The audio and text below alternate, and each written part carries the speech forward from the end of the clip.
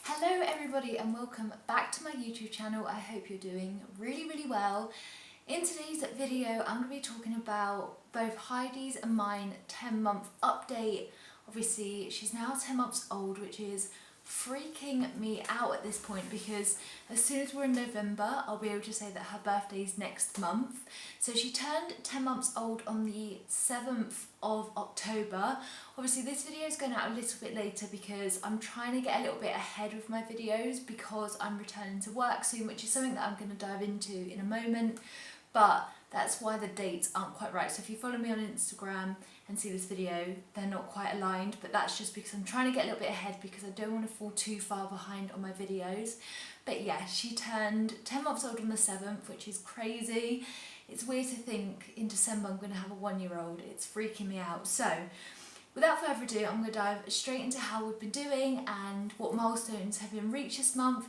If you enjoy these updates videos, then be sure to subscribe down below because I'm going to keep doing them until she's 1 year old and then probably start doing them like 12 to 18 and stuff like that. But let me know what kind of style that you'd like me to do going forward. Without further ado, let's dive straight in.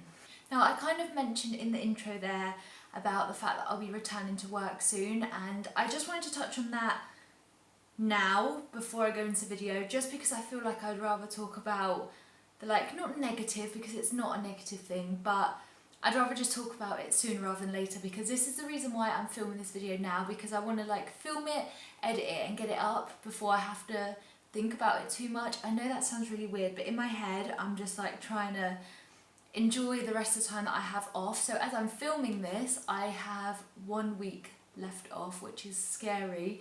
And once this video goes live, I will already be back at work, which is, it's heartbreaking. And I had a return to work day. I've been doing one every single month since I left because it's just a good way to keep in touch with everything, and it's a good little pay bonus in your maternity leave pay packet if you kind of want a little bit of extra cash a month. So I've been doing that, which was fine, and my work asked me if I wanted to go in slightly earlier last month so that I could have a client meeting with a client that I'm going to take on when I go back. And first of all, that really kind of made the reality of going in more, because when I've been going in, I've just been doing loose jobs, just more to keep up to date with everything. It's having the conversations and seeing what's going on more so than doing something. Whereas this time I actually went in for a meeting, I met a client, and it just felt very more like work, if that makes sense. And being at work was absolutely fine. I've mentioned before that I really enjoy my job, I really enjoy the people that I work with, and the environment is great. So going back isn't the problem, and this is what I've tried to mention to people, is that going back to work in that respect doesn't bother me at all, because I like working and I like having to use my brain and having a purpose and things like that. What is going to bother me, and what really hit home when I got back from that work day, was the reality of leaving Heidi for so long. And I'm going to be working 9 to 5, which is quite a common office hour type job, and I think it just really resonated with me that I'm going to have to drop her off just after 8 and pick her up just before 6, and that's 10 hours a day I'm not going to see her. And I just got back. I don't want to get upset about it because it's not a bad thing. I'm going to have a bit more balance, and once you're used to it, you'll get used to it. But I think you almost feel like you're letting them down by going to work, even though you're doing it for the right reasons and you're doing it so that you can have more money and things like that. It's a necessary evil, I suppose. And even if the option of not working, unless I won the lottery where I knew I never had to work again in my life, I would never choose to not go back to work, because I just don't see the long-term benefits of doing that. Eventually you'll have to go back to work, and I'd rather stay in my career job than have to be out of work for a couple of years and then think, gosh, I'm going to have to start from the bottom again. So even if the option was to not work, I wouldn't want to take it. However, this last time that I went to work, it just made it feel so much more real. When I've been going in 1 day a month, it's a bit of a novelty really. If anything, it's like a escape from the day in and day out of motherhood, because that's what I've been used to and that's what I've had for 11 months, which I'm so lucky to have that amount of time off. But everything's got to come to an end, and it's just gonna really, really suck to leave her for so long and not to have her every single day. I've got so used to it, and I just feel like, again, I'm not gonna get upset because it is a good thing, but I just feel like I don't want her to think that I'm leaving her and I don't want to be with her.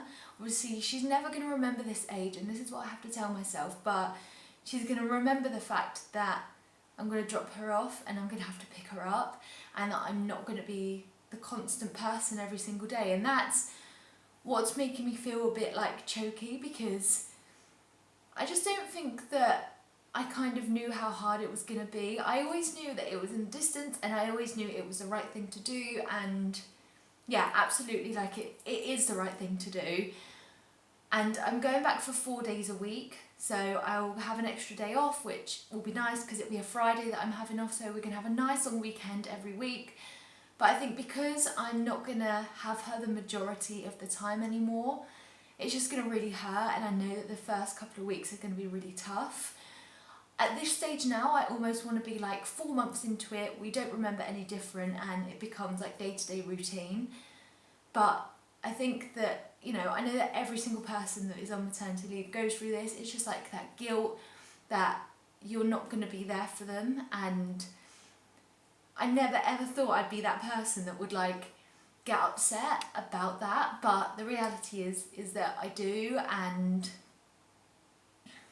yeah, that's basically why I wanted to talk about it now, because I just want to like talk about it, edit this video, get it scheduled in so I don't have to like think about it, because it's only until I like talk about it out loud does it make me feel a little bit choked up, because I just feel so bad. I just wish that there was a way that I could spend every single day with her, but you know, it's the real world, and you have to work, and I have to think that, you know, me and Rich are planning to get married next year. That still hasn't changed, and so I need to set my goals onto that and think that that's why I'm doing it, and we're doing it for the right reasons, so that we can take Heidi on holidays and buy her things and just make sure that we still have a lovely home and a lovely car, things like that.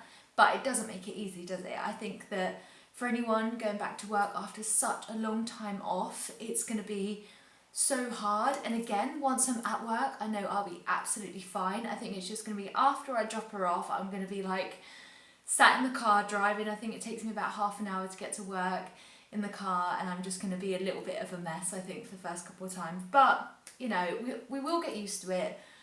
But just thinking about it right now, it's just horrible. But during my week off, it's my birthday, we've got some nice days out planned, and I just have to think that when I do have time off, it's going to be such quality time, we're able to do so much more. But yeah, it doesn't make it easier. So I thought I'd just talk about that now. It's horrible, and I'm just so lucky to have had so much time off, but I think that it doesn't make it easier, does it? I just think even if I had a short amount of time off, it'd be just as hard. And yeah, I just still have so much guilt about the fact that I'm going to be leaving her for so much, and yeah. Now, that out of the way, I just wanted to get that out of the way, because I know that if I'm leading up to it, filming this video will be really difficult. But moving on to Heidi now, so taking my feelings aside, this month she had her first cold. I think that every single baby that I know had a cold at the same time, and everyone's kid on Instagram had a cold at the same time. I think it's just that time of year when it started to get really, really cold. The weather's suddenly really dropped. We're like definitely in autumn.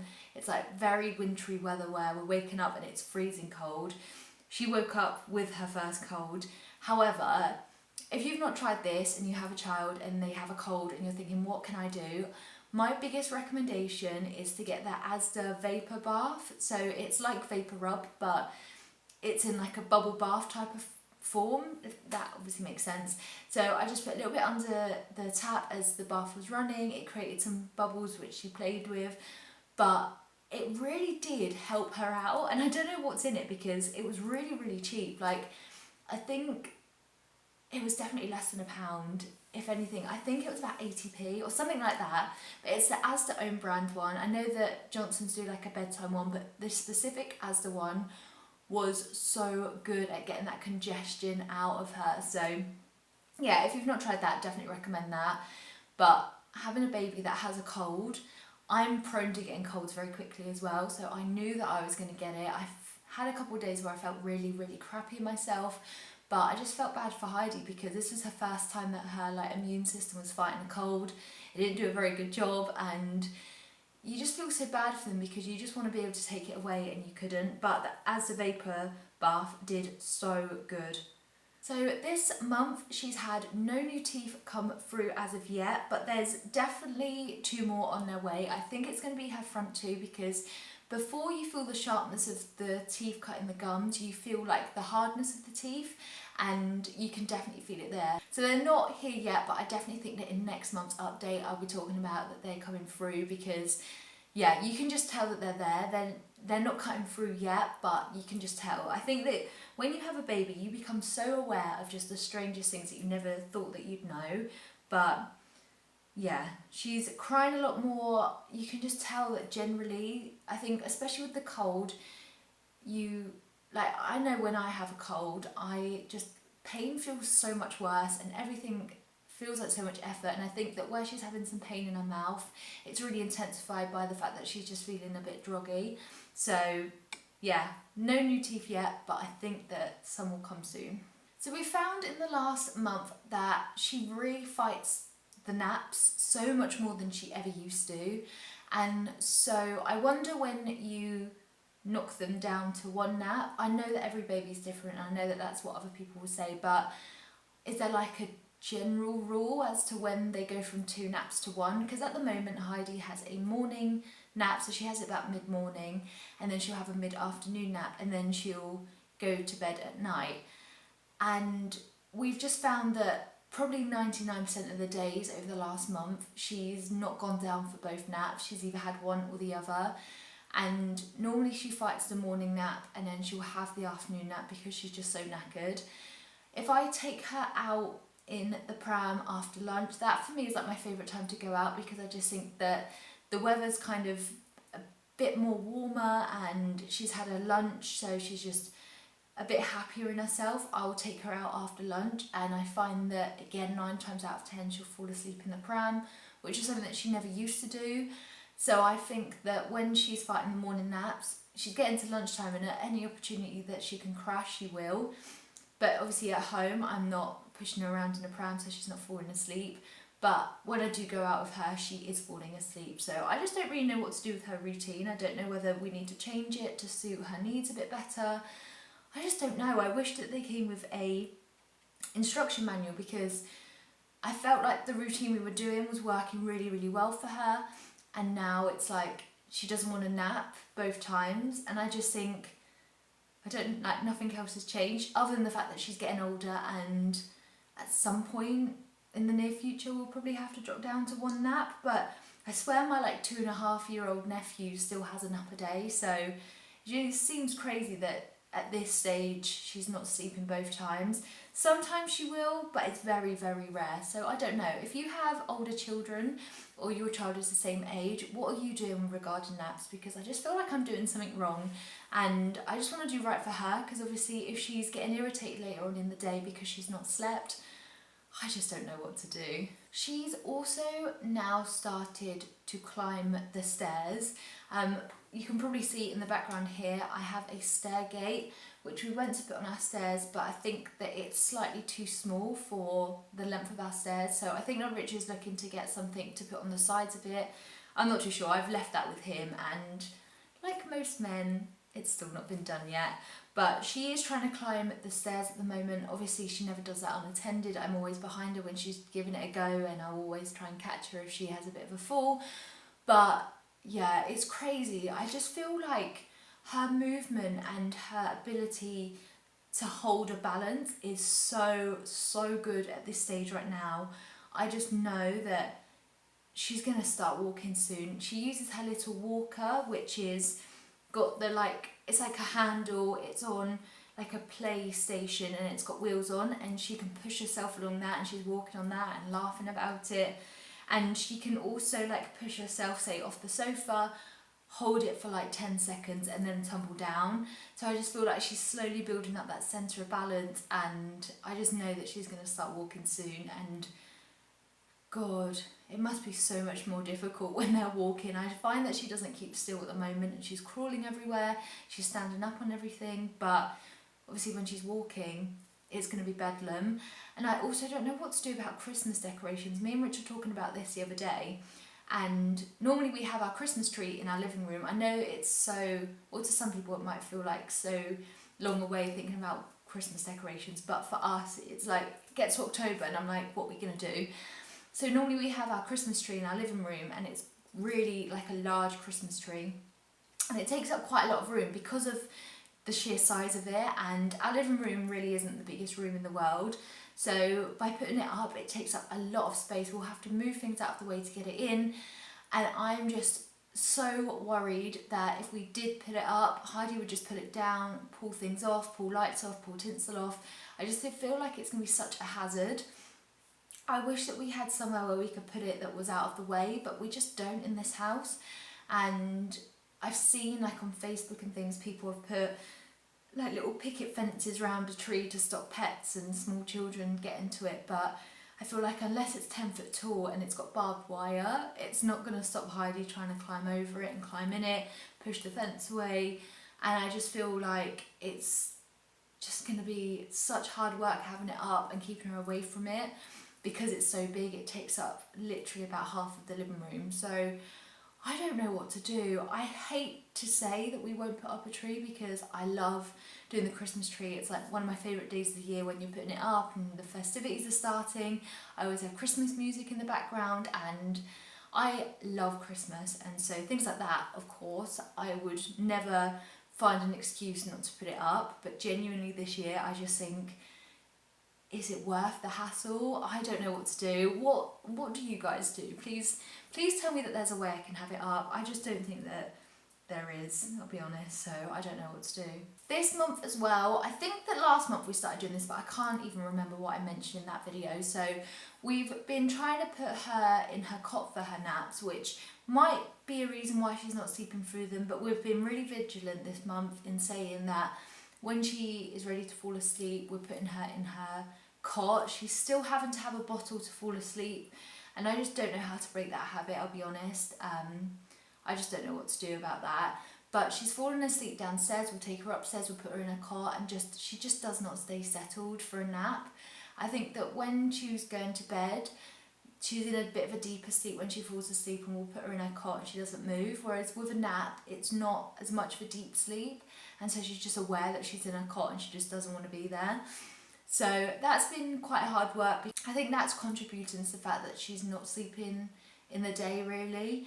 But we know that in order to set it out, that's what she has to do. We have to be really, really consistent with it. We're both doing the same thing, making sure that as soon as she falls asleep, she's going in her cot. Because as well, she's getting so big now that when she was smaller and couldn't roll around, we would let her sleep on the sofa, which again, next time around we know not to do. But she couldn't move, she couldn't roll off, she couldn't hurt herself. Whereas now, she's so mobile, but she's not able to lower herself off the sofa yet and climb up and stuff like that.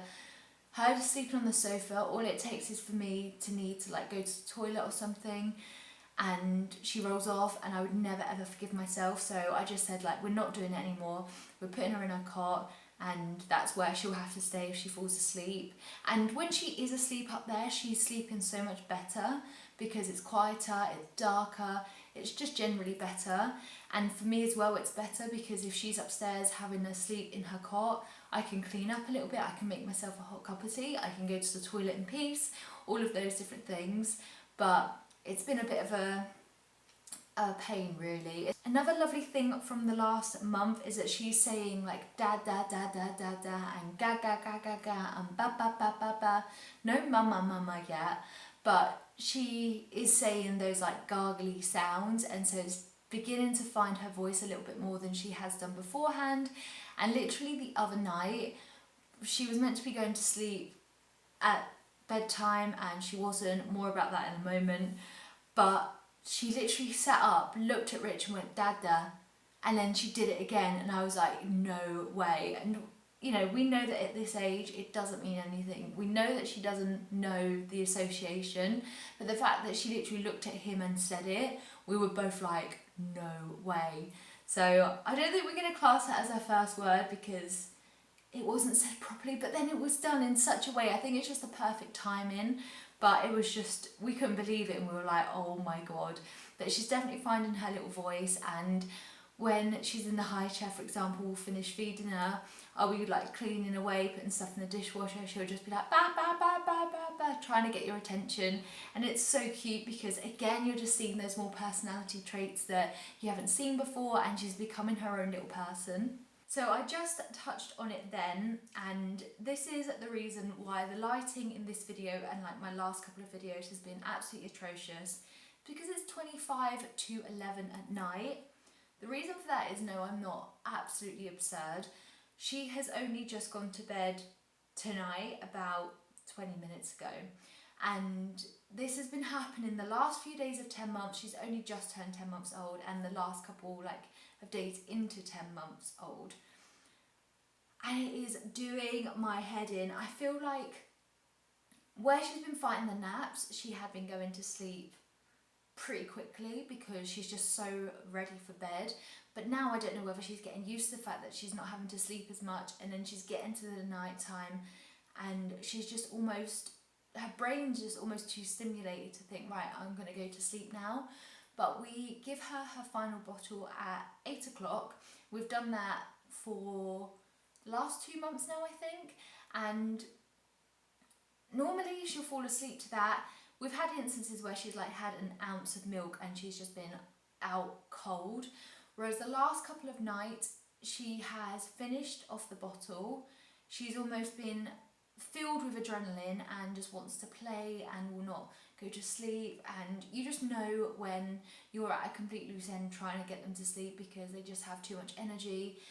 And so we've had to basically let her burn that energy off and then give her a bit more of a milk top up because, like I said, she's still not falling asleep without the bottle. The day that she does is going to be the best day of my life.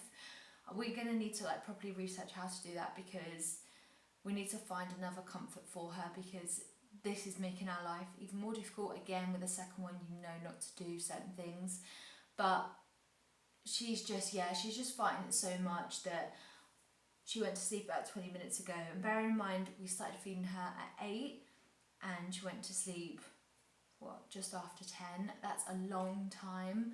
And right now, because I have like that week left of maternity leave, it's okay. And things like this, if I still want to film a video, I just seize the opportunity to do so, because after I do this I can go to sleep and that's fine. Whereas when I'm back at work, getting up earlier the next morning to get myself ready, to get Heidi ready to go, it's going to be a lot more routine, and so I'm not going to be able to be up at this time filming videos, and I'm just dreading it because I'm going to have to like, you know, have a wash and stuff like that, that you have like better priorities when it comes to being in your work balance. So I just don't know what I'm going to do. I'm just seizing this opportunity to film this video because I just genuinely don't know when I'll have the time if this keeps on going.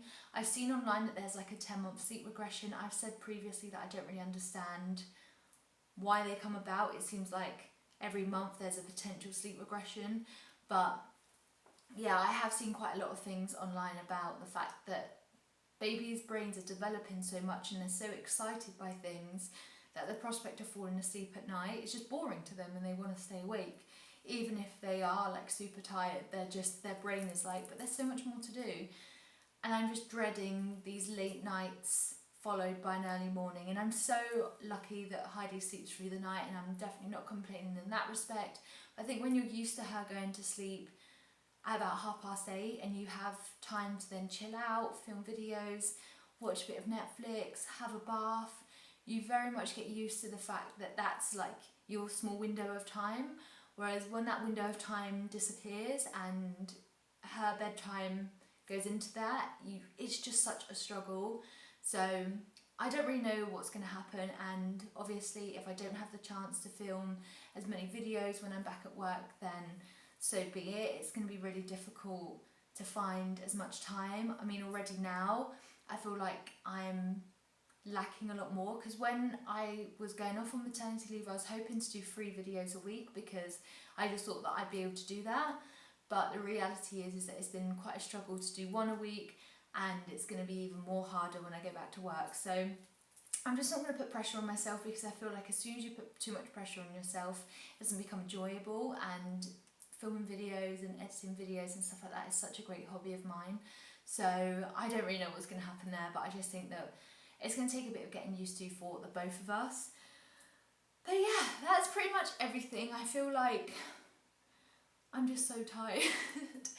And I've been trying to get up myself earlier every morning to like start getting used to getting up early. So when I go back to work, I'm going to have to get up at 6 o'clock every morning to get myself ready before Heidi wakes.